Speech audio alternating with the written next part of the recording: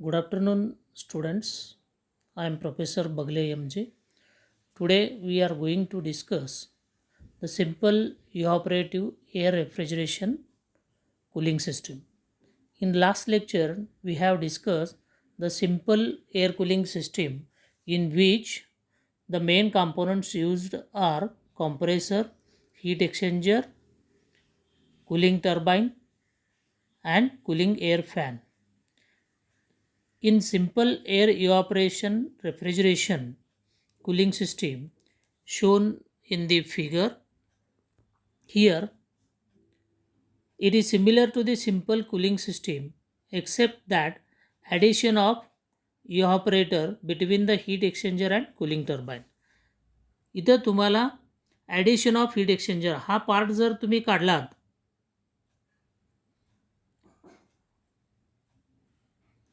so this part if you remove this part, it becomes the simple air refrigeration cycle. But in this simple air refrigeration cycle, in addition to the heat exchanger and cooling turbine, ह्या दोन्हीच्या मध्ये काय केलेलं आहे, एक evaporator लावलेला आहे. So the evaporator is used. What is the evaporator works? The evaporator provides an additional cooling effect through evaporation of refrigerant such as water or alcohol and ammonia are they used as a evaporative fluid. At high altitude, the evaporative cooling may be obtained by using water, alcohol, or ammonia. The water, alcohol, and ammonia have different refrigerating effects at different altitudes. म्हणजे वेगवेगळ्या हाईटवर वेगवेगळं refrigerating effect किंवा cooling effect देत होते. Suppose at 20,000 metres height, 20,000 metre हाईटला जर flight पळत असेल हाईटवरून, तर water boils at that height at 40 degree Celsius, alcohol boils at 9 degree Celsius and ammonia boils at minus 70 degrees Celsius. So ground on atmospheric level, atmospheric pressure on the ground level or MSL mean sea level 100 degree Celsius आहे. जसं जसं वर जाऊ आपण तर pressure कमी होत जातो. As the pressure on the water surface reduces the water boiling temperature is also reduce. म्हणून 20,000 फूट हाईटवर वॉटर 40 डिग्री सेल्सिअसलाच बॉईल होतो. आणि इथं जर आपण ऑन MSL मीन सी लेवलला किंवा ग्राउंडवर जर आपण water boils at 100 degree Celsius at atmospheric pressure. म्हणून इथं इव्हॉपरेटर लावलेलं आहे. हाऊ इट वर्क्स आता बघूयात. ॲम्बियंट एअर सुरुवातीला कॉम्प्रेस होईल रॅम प्रेशर एअरपर्यंत. Then it enters into the main compressor. तिथून मग मेन कॉम्प्रेसरमध्ये जाईल. मेन कॉम्प्रेसरमधून कुठे येणार आहे तो? Some of the it is supplied to combustion chamber, some of the air is bleeded passed to heat exchanger. Then it enters. इथं RAM एअरच्या साह्यानं काय केलं आपण? हवा कूल केलं आणि ही हवा कूलिंग टर्बाईनच्या साह्यानं बाहेर सोडून दिलं. Then this cooled air constant प्रेशरला कूल केलं. Then it enters into the evaporator. Further it is cooled. म्हणजे इथं जे वॉटर, अल्कोहोल किंवा अमोनिया असेल या हवेतून हीट ॲब्सॉर्ब करेल आणि some of the water or alcohol or ammonia gets evaporates. It is converted into vapours. मग लिक्विडचं वेपरमध्ये रूपांतर होण्यासाठी जी हीट लागते ते या हवेतून घेतो. And this air is cooled and then it is supplied to the cooling turbine where it the further expansion of the air takes place and the low pressure low temperature air which is supplied to the a cabin for cooling purpose. So due to the इथं addition of cooling by the evaporative cooling system is used. Simple air रेफ्रिजरेशनमध्ये इथं evaporator वापरल्यामुळं याला इव्हॉपरेटिव्ह air refrigeration cycle म्हणतात. आता आपण बघूयात पुढचं type bootstrap air cooling system. In bootstrap air cooling system has 2 exchanger heat exchanger. आपण सिम्पलमध्ये एकच हीट एक्सचेंजर वापरलं, इव्हॉपरेटिव्हमध्ये एकच हीट एक्सचेंजर वापरलं आणि इव्हॉपरेटर. बूटस्ट्रॅपमध्ये 2 हीट एक्सचेंजर वापरलेलं आहे. Okay, rather than 1 and cooling turbine drives a secondary compressor rather than a cooling fan. Cooling फॅनच्या ऐवजी इथं कूलिंग टर्बाईन हे सेकंडरी कॉम्प्रेसरला रोटेट करतो. The air bled from the main compressor is first cooled by ram air in the main heat exchanger. The cooled air enters the secondary compressor. It is then led to the second heat exchanger where it is again cooled by the ram air before passing to the cooling turbine. This type of cooling system is mostly used in transport type aeroplanes. So we can see the figure of this bootstrap air cooling system. Ambient air, सुरुवातीला ambient airचा ramp प्रेशरमध्ये increase होईल. Then it enters into the main compressor. Again it is compressed at high pressure and high temperature. Then it is supplied to combustion chamber. Some of the air is bleed from the main compressed pressure for the cooling purpose. पहिल्यांदा तो कशामध्ये, पहिला heat exchanger number 1 आहे हा. This is a heat exchanger number 1. So याच्यामध्ये जाईल. इथं ram एअरच वापरलेला आहे फॉर कूलिंगसाठी दोन्हीकडं. You can see here. आणि हीट एक्सचेंजरमध्ये इथं काय होणार आहे, इथं आपला यामध्ये फिरून मग तो इथे कॉन्स्टंट प्रेशर कूलिंग होईल and then further it is compressed. परत इथं त्याचं काय वाढवलेलं मेन कॉम्प्रेसरचा जो प्रेशर आहे परत त्याला कॉम्प्रेस करून so it is compressed at higher pressure. मग परत कॉम्प्रेस केलं की टेम्परेचर, इथं टेम्परेचर डाऊन झालं, इथं प्रेशर वाढवलं की परत टेम्परेचर डाऊन होईल आणि परत दुसऱ्या हीट एक्सचेंजरमध्ये फिरवलं आणि त्या हीट एक्सचेंजरमध्ये सुद्धा रॅम एअरच वापरला आपण. आणि हे ram air it is given to the म्हणजे बाहेर या हीट एक्सचेंजरमध्ये याच्यातून हीट घेऊन तो रॅम एअर गरम होईल आणि तो बाहेर सोडून द्यायचा. And then it enters into the expander म्हणजे कूलिंग टर्बाईनमध्ये where it is expanded further drop of the pressure so that temperature कमी होईल. And then it is supply to what cooling म्हणजे केबिनला तुम्ही थंड हवा इथं सप्लाय करणार आहे. सो हिअर इथं कूलिंग टर्बाईनमध्ये एक्सपांड होत असताना जे काही वर्क डेव्हलप झालेलं आहे ते कशासाठी वापरले, to run the secondary compressor. Here so bootstrap cooling सिस्टीममध्ये 2 heat exchangers are use and पहिल्या हीट एक्सचेंजरमधून बाहेर आल्यानंतर परत त्याला कॉम्प्रेस केलं, प्रेशर वाढवला, टेम्परेचर वाढवला, परत दुसऱ्या हीट एक्सचेंजरमध्ये हीट काढून घेतलं. म्हणजे पहिल्या हीट एक्सचेंजर नंबर 1मध्ये काढून घेतला first heat exchanger, second heat एक्सचेंजरमध्ये सुद्धा हीट काढून घेतलं. म्हणजे maximum amount of heat is rejected to the cooling media. म्हणजे इथं थंड म्हणजे कॉन्स्टंट प्रेशरला कूल करत असताना इथं टेम्परेचर डाऊन होईल. टेम्परेचर डिफरन्स कमी झालं की मग रॅम एअरला परत फर्दर कूलिंग होणार नाही. म्हणून त्याला काय केलं आपण, परत प्रेशर वाढवलं आणि टेम्परेचर वाढवलं आणि तेच रॅम एअरच्या सहाय्यानं सेकंड हीट एक्सचेंजरमध्ये परत थंड केलं. म्हणजे जास्तीत जास्त air heat is transfer to the ram air. 2 heat exchanger वापरले आणि दोन्ही हीट एक्सचेंजरमध्ये एक secondary compressor for compressing this air. म्हणून ह्याला bootstrap air cooling system म्हणतात. काय म्हणलेलं आहे, bootstrap air cooling system. आता how to represent this bootstrap air cooling system on TS diagram ते बघूयात आपण. TS डायग्राममध्ये बघा, पहिल्यांदा रॅम एअर आहे, ambient pressure. So ram air काय झालं, ॲम्बियंट प्रेशर जो आहे रॅमिंग इफेक्टनं 2 गेला. तिथून मग then it enters into the main कॉम्प्रेसरला 3 गेला. Then it enters into the secondary turbine where it is expanded, तो एक्सपांड झाला. Then it is again heat एक्सचेंजरमध्ये, पहिल्या हीट एक्सचेंजरमध्ये गेला, तो हीट एक्सचेंज केलं की मग ते at constant pressure temperature reduces from T3 to T4. Then it is compressed in secondary compressor. Again त्याचा प्रेशर वाढवलं up to secondary compressor pressure, त्याच्यामुळे टेम्परेचर वाढवलं. मग तेच रॅम एअरच्या साह्यानं आपण परत त्याला काय केलं, थंड केलं up to T6. Then at 6 it enters into the secondary cooling टर्बाईनमध्ये जाईल आणि कूलिंग टर्बाईनमध्ये तो एक्सपांड होईल म्हणजे up to 7 and at 7 the cold air enters into the cabin where it absorbs the heat and its temperature is increased from 7 to 8.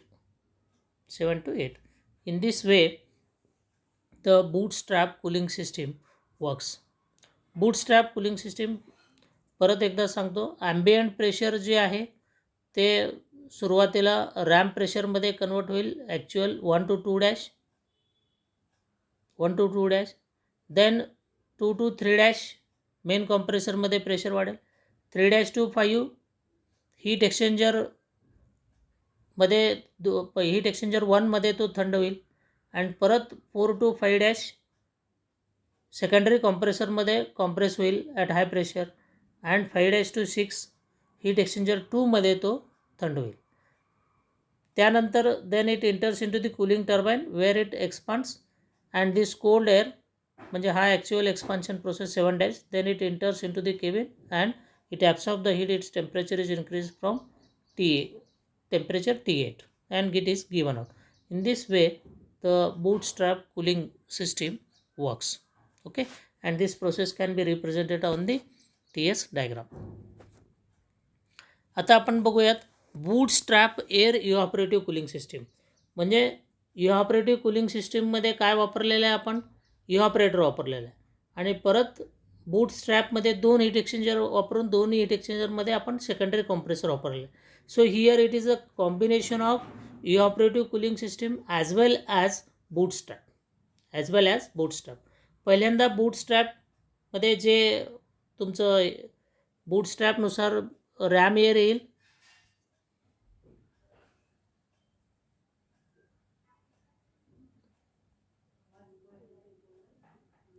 So ram air enters ambient air, ram pressure वाढेल, ram pressure वाढतो, त्यानंतर it enters into the main compressor where it is compressed, some of the air is gets bleeded, then it enters into the first heat exchangers, so where it is cooled with the help of ram air, then it enters into the secondary compressor as in a bootstrap, again it is gets compressed to high pressure, it is cooled in secondary heat exchanger with the help of same ram air. Okay, then it enters into the evaporative cooling. Further cooling of this air takes place in the evaporator, आणि evaporator मध्ये water, alcohol किंवा ammonia वापरलेले as per the requirement. then it enters into the expander as a cooling turbine where its pressure is reduced and temperature is reduced, and then this whatever the work developed by the expander, that is used to run the secondary compressor.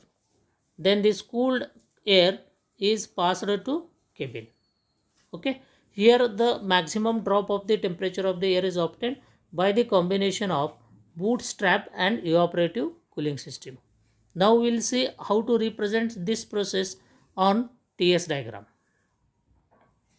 So TS diagram मध्ये bootstrap and evaporative cooling system कसं represent केलेलं आहे बघा. So both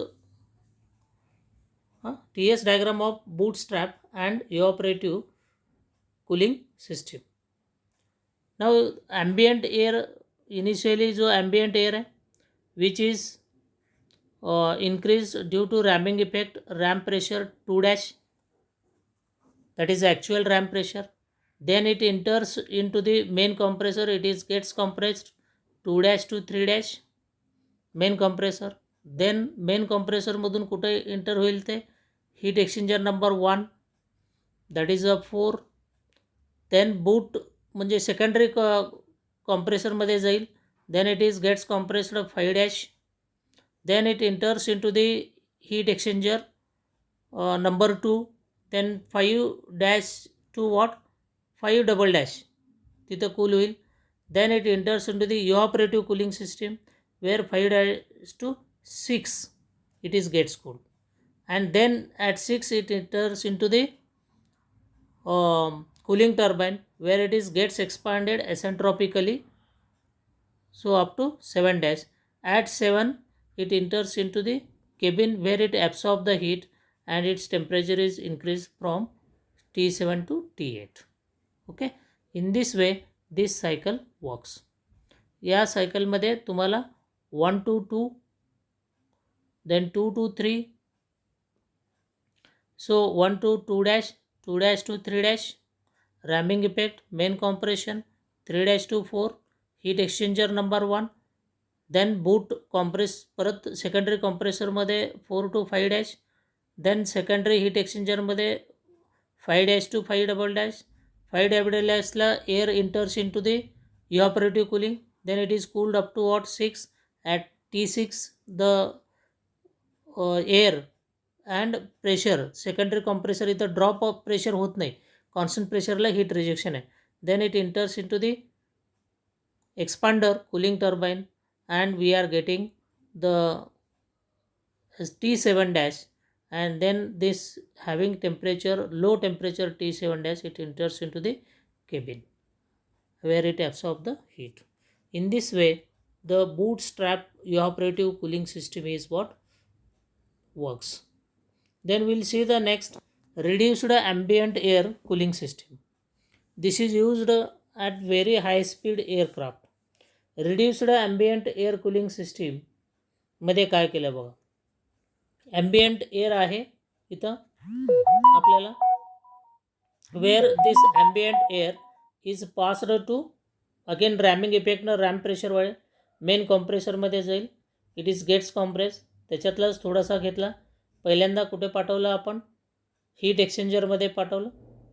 okay, this ram air is taken here and it is expanded. Ram air काय केलेलं आहे, म्हणजेच ambient air हा घेऊन त्याला फर्स्ट कूलिंग टर्बाईनमध्ये त्याला एक्सपांड केलं. इथं एक्सपांड केल्यामुळं काय होईल, त्याचा drop of pressure from ram pressure to what, so this heat exchanger pressure. त्यामुळं त्याचं टेम्परेचर कमी होईल आणि इथं टेम्परेचर डिफरन्स मिळेल तुम्हाला. जेवढं जास्त टेम्परेचर डिफरन्स तेवढं जास्त कूलिंग इफेक्ट मिळतो. Okay, this low temperature low pressure air is what passed to this heat exchanger, where the exchange of heat from this high pressure fluid, this high pressure high temperature this air to what, this cooling air.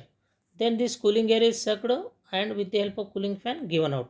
मग ते heat इथं काढल्यानंतर then it enters into the cooling turbine where it is gets expanded and work is developed. हे जे work आहे हे work cooling टर्बाईनमध्ये एक्सपांडरमध्ये develop होतो, तो कूलिंग टर्बाईन रन करण्यासाठी आणि फॅन रोटेट करण्यासाठी वापरला जातो. So here reduced ambient air cooling म्हणजे ॲम्बियंट एअर जी आहे त्याचा प्रेशर कमी करून, प्रेशर कमी केलं म्हणजे एक्सपांड केलं म्हणजेच त्याचं टेम्परेचर कमी करून ते हीट एक्सचेंजरमध्ये वापरलं ॲज अ कूलिंग पर्पजसाठी. जर डायरेक्टली आपण रॅम एअर जर वापरलं असतो ह्याला तर काय होईल, so if we use the directly the ram air तर काय होणार, हाय टेम्परेचर मिळेल. तेच त्याच्याऐवजी मी काय केलं, आपण काय केलं, त्याला एक्सपांड केलं, त्याचा प्रेशर कमी झाला.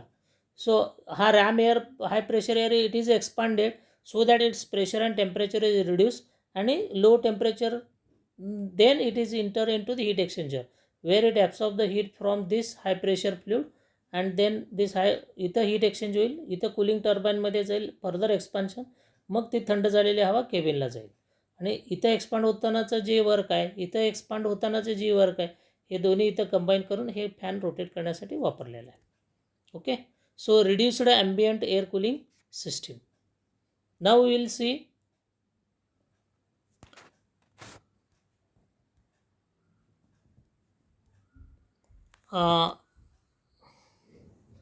next type is regenerative air cooling system. Regenerative air cooling system. So what is the regenerative air cooling system?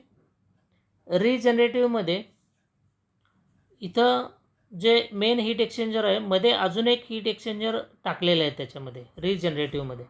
So पहिल्यांदा ॲम्बियंट एअर आहे, रॅम प्रेशर वाढेल, then it enters into the main compressor, मग combustion चेंबरला जातो, तिथून काय केलेलं आहे, some part of heat is gets bladed and then it is pass to what, heat exchanger. आणि इथं हीट एक्सचेंजरला कूलिंग करण्यासाठी काय वापरलेलं आहे, रॅमवेअर वापरलेलं आहे आणि इथून तो सक करून असं या फॅनच्या सहाय्यानं बाहेर सोडलेलं आहे. ओके, देन इथं दुसऱ्या हीट एक्सचेंजरमध्ये काय केलं आपण, केबिन एक्सपांड झाल्यानंतर इथं जे थंड हवा मिळतो हे काही थंड हवा इथं रिसर्क्युलेट केलं फॉर कूलिंग पर्पजसाठी आणि 2 ॲटमॉस्फिअरला गरम झालं की इथं further it is cooled with the help of some air. After expansion नंतर जी थंड हवा आहे ती थोडीशी हवा इथं कूलिंगसाठी वापरला आपण. या कॉईलवरून मग थंड हवा चालल्या, त्यामुळं further cooling of this air takes place आणि इथं एक्सपांड झालं की जास्त टेम्परेचर डाऊन होईल. आलं तुमच्या लक्षात? So how it works you can see here further. Initially it is cooled in the heat exchanger with the help of ram air, then it is cooled in another heat exchanger with the help of air, cold air. After the expansion some air is gets bleeded, it is used for the cooling of this air before expansion. मग 2 atmosphere ते सोडलेलं आहे. मग त्यामुळं इथं टर्बाईनमध्ये जाणारा जी हवा आहे, पहिल्यांदा इथं हीट काढून घेतलं, परत इथं हीट काढून घेतला त्याचा. Okay, so that the temperature at inlet to the expander is what? Less. So now we will see how it works, represents on TS diagram. TS diagram मध्ये काय होऊ लागले बघा. At 1 it is a ram pressure, 1 to 2 dash compress होईल, then main कॉम्प्रेसरमध्ये 2 to 3, then 3 to 4 पहिल्या heat एक्सचेंजरमध्ये cool होईल, 4 to 5 दुसऱ्या हीट एक्सचेंजरमध्ये, म्हणजे कूलिंग एअरसाठी तो कूल करेल. 5ला मग ॲट 5 तो एक्सपांड होईल up to 6 dash, then it enters into the cooling turbine where आता 6 डॅश टेम्परेचर जी आहे तो एअर ॲट 4ला एंटर होतो. इथं म्हणजे थंड आणि इकडं हे, त्यामुळं ही थोडीशी गरम होते आणि ही ॲटमॉस्फिअरला सोडून इथलं थोडीशी हीट एअर घेऊन इथं पाठवायचं आणि ही हवा 5पर्यंत कूल होईल आणि ही गरम झालेली हवा बाहेर सोडून दिली जाईल. Okay, so this is the representation of the regenerative cooling system in the TS diagram. Okay, म्हणजे 4 to 5 मध्ये रिजनरेटर हीट एक्सचेंजरमध्ये कूल केलेलं आहे. अदरवाईज जर आपण रिजनरेटिव्ह नाही वापरलं तर काय होणार, तर इथूनच तो ड्रॉप होईल 4मधूनच. म्हणजे आपल्याला इथं टेम्परेचर आफ्टर एक्सपान्शन हा T7 मिळतो, रिजनरेटिव्ह कूलिंग केल्यामुळं आपल्याला बघा T6 मिळतं. सो एवढं टेम्परेचर डिफरन्स मिळतो, म्हणजे lower temperature air we are getting after expansion, so that the more refrigerating effect is to be produced in the cabin. Okay, so this is all about the your cooling systems, different types of cooling systems used for the aircraft. कुठलं बघितलं आपण आत्तापर्यंत? Simple air refrigeration system बघितलं, त्यानंतर simple इव्हॅपोरेटिव्ह cooling system बघितलं, त्यानंतर bootstrap air cooling system बघितलं, त्यानंतर bootstrap and evaporative cooling system बघितलं, त्यानंतर ambient air cooling system and regenerative air cooling system. या सगळ्यामध्ये तुमचं ambient air, ram air, main compressor, combustion chamber and gas turbine हे फिक्सच आहे. सिम्पल एअर रेफ्रिजरेशन सिस्टीममध्ये एकच हीट एक्सचेंजर आहे. इव्हॅपोरेटिव्ह कूलिंग एअर रेफ्रिजरेशन सिस्टीममध्ये एक हीट एक्सचेंजर आणि एक इव्हॅपोरेटर वापरलेलं आहे. बूट स्ट्रॅपमध्ये 2 हीट एक्सचेंजर वापरलेले आहे. दोन्ही हीट एक्सचेंजरमध्ये एक सेकंडरी कूलिंग टर्बाईन एक्सपांडर लावलेला आहे. त्यानंतर बूट स्ट्रॅप अँड इव्हॅपोरेटर म्हणजेच 2 heat exchanger plus evaporative cooling. Then reduced ambient air, ambient एअरला पहिल्यांदा टर्बाईनमध्ये एक्सपांड करून त्याचा टेम्परेचर कमी करून तो कूलिंगसाठी वापरलेला आहे.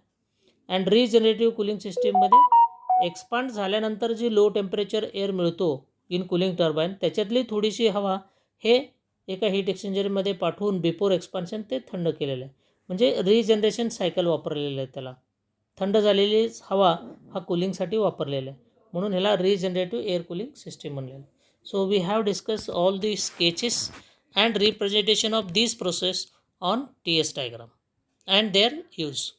Okay, this completes your first chapter, and from next video we will start the next chapter.